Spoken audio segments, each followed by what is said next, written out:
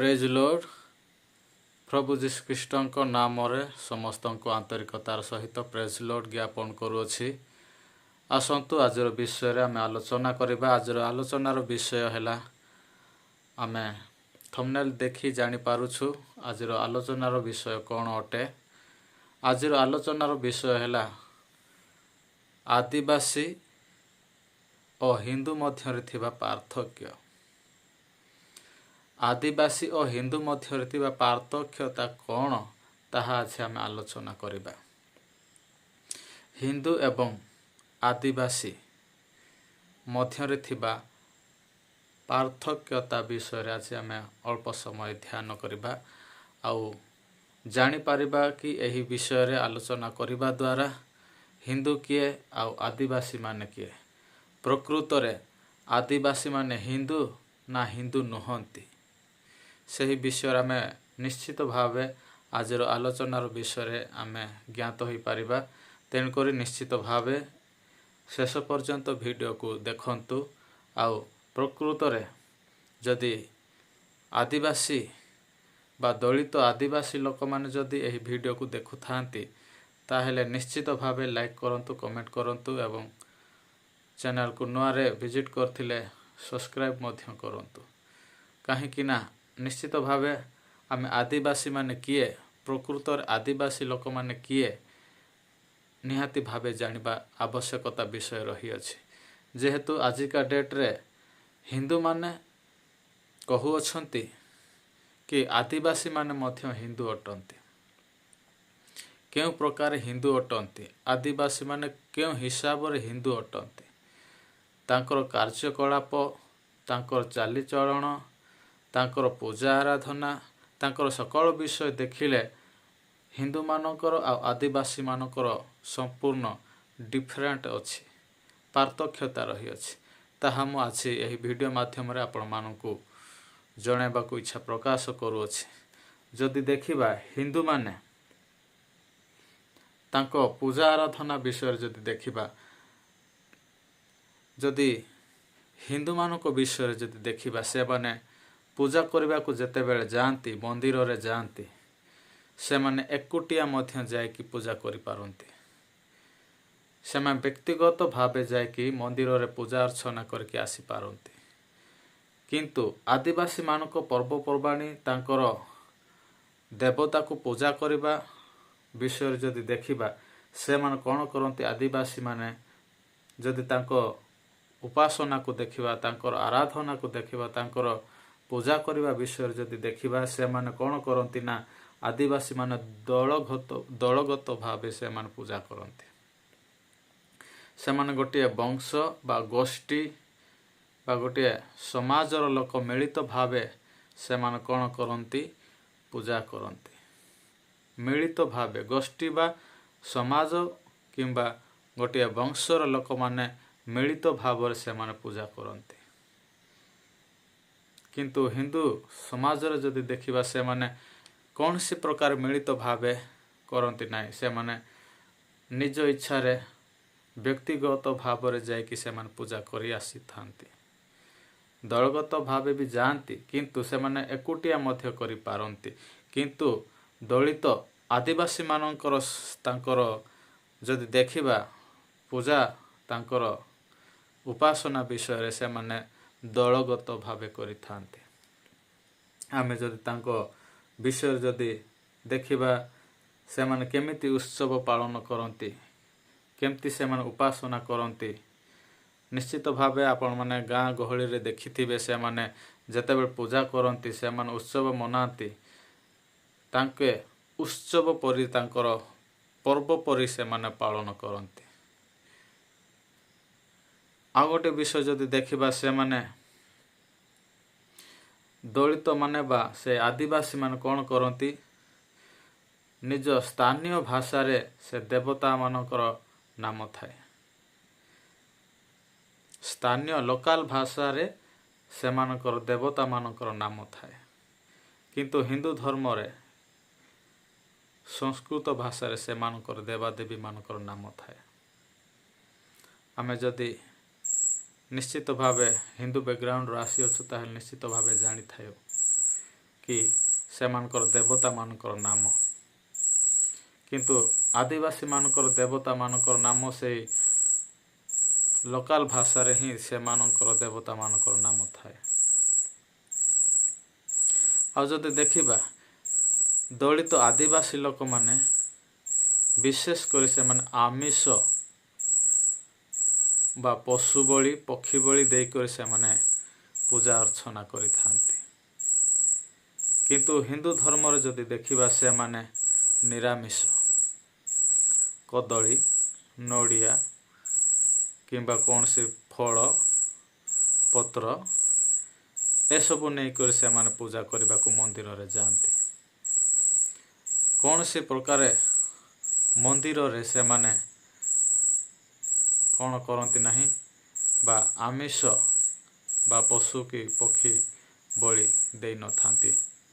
କିନ୍ତୁ ଆଦିବାସୀ ମାନଙ୍କର ଉପାସନାରେ ପୂଜା ତାଙ୍କର ଉତ୍ସବରେ ଯଦି ଦେଖିବା ସେମାନେ ନିହାତି ଭାବେ ସେମାନେ ପଶୁ ବଳି କିମ୍ବା ପକ୍ଷୀ ବଳି ଦେଇକି ପୂଜା କରିଥାନ୍ତି। ତ ଆମେ ଜାଣିବାକୁ ପାଉଛୁ ଏଥିରୁ ହିନ୍ଦୁ ଧର୍ମର ତାଙ୍କର କାର୍ଯ୍ୟକଳାପ ଆଉ ଆଦିବାସୀମାନଙ୍କର କାର୍ଯ୍ୟକଳାପ ମଧ୍ୟରେ କେତେ ପାର୍ଥକ୍ୟତା ରହିଅଛି। ଆମେ ଦେଖିଲେ ଜାଣିପାରୁଛୁ କି ସେମାନଙ୍କର ପୂଜା ଅର୍ଚ୍ଚନା ବିଷୟରେ, ସେମାନଙ୍କର ଆରାଧନା ବିଷୟରେ। ସେମାନେ ପୂଜା କରିବା ସମୟରେ ଆଦିବାସୀମାନେ ଦଳଗତ ଭାବେ ସେ ଦେବତାର ଚତୁଃପାର୍ଶ୍ୱରେ ଘେରିକି ସେଠାରେ ବସିକି ସେଠାରେ ନାଚ କରି ସେଠାରେ ବାଜା ମାରି ସେମାନେ ପୂଜା ଅର୍ଚ୍ଚନା କରି ସେଠାରେ ଉତ୍ସବ ମନାନ୍ତି। ଯଦି ହିନ୍ଦୁ ଧର୍ମରେ ଯଦି ଦେଖିବା ସେମାନେ କ'ଣ କରନ୍ତି ନା ମନ୍ଦିର ଭିତରେ ସେମାନେ ପୂଜା କରନ୍ତି। ମନ୍ଦିର ଭିତରେ ଗୋଟେ ଗର୍ତ୍ତ ପରି ଗୁପ୍ତ ସ୍ଥାନରେ ସେମାନେ ପୂଜା ଅର୍ଚ୍ଚନା କରନ୍ତି। କିନ୍ତୁ ଆଦିବାସୀମାନଙ୍କ ଉତ୍ସବରେ ବା ଉପାସନାରେ ତାଙ୍କର ପୂଜା କାର୍ଯ୍ୟରେ ଯଦି ଦେଖିବା ସେମାନେ ଖୋଲା ଆକାଶରେ ବା ଖୋଲା ପଡ଼ିଆରେ ସେମାନେ ପୂଜା କରନ୍ତି। ଖୋଲାମ ଖୋଲା ଲୁଛା ଚପା କିଛି ନାହିଁ, ଖୋଲା ଜାଗାରେ ଗୋଟେ ଗଛ ମୂଳେ ହେଉ କିମ୍ବା ଗୋଟିଏ ପଥର ଥିବ, କୌଣସି ପ୍ରକାର ଏକ ଚିହ୍ନ ଥିବ, ସେ ପ୍ରକାର ଜାଗାରେ ସେମାନେ କ'ଣ କରନ୍ତି ଚତୁଃପାର୍ଶ୍ୱରେ ଘେରି ବସିକରି ବା ଠିଆଇ କରି ସେମାନେ ନାଚ ଗୀତ କରି ସେମାନେ କ'ଣ କରନ୍ତି ପୂଜା ଅର୍ଚ୍ଚନା କରନ୍ତି। ଆଦିବାସୀମାନେ ଖୋଲା ପଡ଼ିଆରେ ଖୋଲା ଜାଗାରେ ସେମାନେ କ'ଣ କରନ୍ତି ତାଙ୍କର ପୂଜା କରନ୍ତି। କିନ୍ତୁ ହିନ୍ଦୁରେ ଯଦି ଦେଖିବା ହିନ୍ଦୁ ଧର୍ମରେ ସେମାନେ କ'ଣ କରନ୍ତି ମନ୍ଦିର ଭିତରେ ପୂଜା କରନ୍ତି। ନଡ଼ିଆ କଦଳୀ ଇତ୍ୟାଦି ନେଇକି ସେମାନେ ପୂଜା କରନ୍ତି। କିନ୍ତୁ ଆଦିବାସୀମାନେ ପଶୁ ପକ୍ଷୀ ବଳି ଦେଇ ସେମାନେ ବାହାରେ ଖୋଲା ଜାଗାରେ ସେମାନେ ପୂଜା କରନ୍ତି। ଡିଫରେଣ୍ଟ ଦେଖନ୍ତୁ, ପାର୍ଥକ୍ୟତା ଦେଖନ୍ତୁ କେମିତି এই ଦୁଇ ଗୋଷ୍ଠୀ ମଧ୍ୟରେ ସମାନତା ଆସୁଛି, ଆସୁନାହିଁ ନା? ତାହେଲେ ଆଦିବାସୀମାନେ ହିନ୍ଦୁ ହେଲେ କେମିତି? ଏମାନଙ୍କର କାର୍ଯ୍ୟକଳାପ ଅଲଗା, ସେମାନଙ୍କ କାର୍ଯ୍ୟକଳାପ ଅଲଗା। ଯଦି ଦେଖିବା ଅନେକ ବିଷୟ ଅଛି। ଯଦି ଦଳିତମାନେ ବା ଆଦିବାସୀମାନଙ୍କର ପର୍ବ ସମୟ ଯଦି ଦେଖିବା ସେମାନେ କ'ଣ କରନ୍ତି ନା ଖୋଲା ଆକାଶରେ ସେମାନେ କ'ଣ କରନ୍ତି ଗରମ ସମୟରେ ବା ଗ୍ରୀଷ୍ମ ସମୟରେ ସେମାନେ କ'ଣ କରନ୍ତି ଖୋଲା ଆକାଶ ତଳେ ସେମାନେ ପୂଜା କରିଥାନ୍ତି। ଆଦିବାସୀମାନଙ୍କର ପର୍ବପର୍ବାଣି ପ୍ରାୟତଃ ଗ୍ରୀଷ୍ମ କାଳରେ ହୋଇଥାଏ, ବାହାରେ ହୋଇଥାଏ। ଗରମ ଯୋଗୁଁ ସେମାନେ ଗ୍ରୀଷ୍ମ କାଳରେ ବାହାରେ ପୂଜା ଅର୍ଚ୍ଚନା କରିଥାନ୍ତି। କିନ୍ତୁ ହିନ୍ଦୁ ଧର୍ମରେ ଯଦି ଦେଖିବା ପ୍ରାୟତଃ ଶୀତ ଟାଇମରେ ହୋଇଥାଏ। ସେଥିପାଇଁ ସେମାନେ କ'ଣ କରନ୍ତି ଗୁପ୍ତ ସ୍ଥାନରେ ଗର୍ତ୍ତ ସ୍ଥାନରେ ନିଆଁକୁ ବ୍ୟବହାର କରି ସେମାନେ ମନ୍ଦିର ଭିତରେ ପୂଜା ଅର୍ଚ୍ଚନା କରିଥାନ୍ତି। ଅଲଗା ଅଲଗା ଋତୁରେ ଅଲଗା ଅଲଗା ସମୟରେ ଅଲଗା ଅଲଗା ଜାଗାରେ ଏମାନଙ୍କର ପୂଜା ଅର୍ଚ୍ଚନା କରାଯାଉଅଛି। କିନ୍ତୁ ଏମାନେ ସମାନ ହେଲେ କେମିତି? ତ ଜାଣିବାକୁ ପାଉଛୁ ହିନ୍ଦୁ ଆଉ ଆଦିବାସୀମାନେ ସମ୍ପୂର୍ଣ୍ଣ ଭାବେ ପୃଥକ ପୃଥକ ଅଟନ୍ତି। ଆଦିବାସୀମାନେ କୌଣସି ପ୍ରକାର ହିନ୍ଦୁ ନୁହନ୍ତି। ସେମାନଙ୍କର ପୂଜା ଅର୍ଚ୍ଚନା ବିଷୟ ହେଉ, ସେମାନଙ୍କର କାର୍ଯ୍ୟକଳାପ ହେଉ, ଅନେକ ବିଷୟ ଅଛି, କିନ୍ତୁ ଆମେ ଏ 2-3 ଗୋଟି ବିଷୟରେ ଆମେ ଜାଣିପାଉଛୁ କି ଆଦିବାସୀମାନେ କୌଣସି ପ୍ରକାର ହିନ୍ଦୁ ନୁହନ୍ତି। ଯଦି ହିନ୍ଦୁ ହୋଇଥାନ୍ତି ଆଦିବାସୀମାନେ, ତ ସେମାନେ ମନ୍ଦିର ଭିତରେ କାହିଁକି ପ୍ରବେଶ କରିପାରୁନାହାନ୍ତି? କିନ୍ତୁ ନୀଚ୍ଚ ଜାତି ବୋଲି ସେମାନଙ୍କୁ ମନ୍ଦିର ଭିତରେ ମଧ୍ୟ ପ୍ରବେଶ କରିବାକୁ ଦିଆଯାଉନାହିଁ। କିନ୍ତୁ ଆଜିକା ଦିନରେ ଆଦିବାସୀମାନେ ଆମେ ହିନ୍ଦୁ ବୋଲାଇ ନିଜକୁ କହୁଅଛନ୍ତି, କିନ୍ତୁ ମନ୍ଦିରରେ ପ୍ରବେଶ କରିବାକୁ ପାରୁନାହାନ୍ତି। ମନ୍ଦିର ବାହାରେ ଥାଇକି ସେମାନେ ପୂଜା କରନ୍ତି। ହିନ୍ଦୁ ଧର୍ମର ଦେବାଦେବୀ ଅଲଗା। ଯଦି କହିବା ବ୍ରହ୍ମା, ବିଷ୍ଣୁ, ମହେଶ୍ୱର।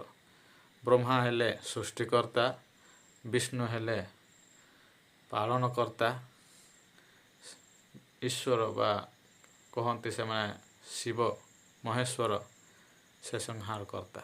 ଏହି ପ୍ରକାର ସେମାନେ ନାମ ଦେଇ ସେମାନଙ୍କୁ କୁହନ୍ତି।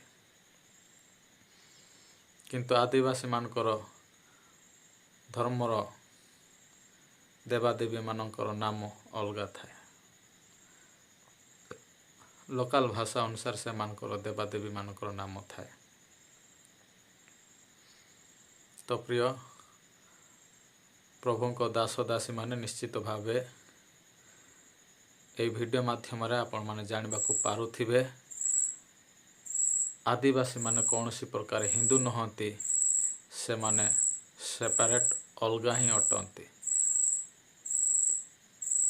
ତେଣୁକରି ଆଜିର ବାକ୍ୟ ଅନୁସାରେ ଆମେ ଜାଣିବାକୁ ପାଉଛୁ ଆଦିବାସୀମାନେ କୌଣସି ପ୍ରକାର ହିନ୍ଦୁ ନୁହନ୍ତି। ତ ମୁଁ ଅଧିକ ବିଷୟ କିଛି କହିବାକୁ ଚାହୁଁନାହିଁ।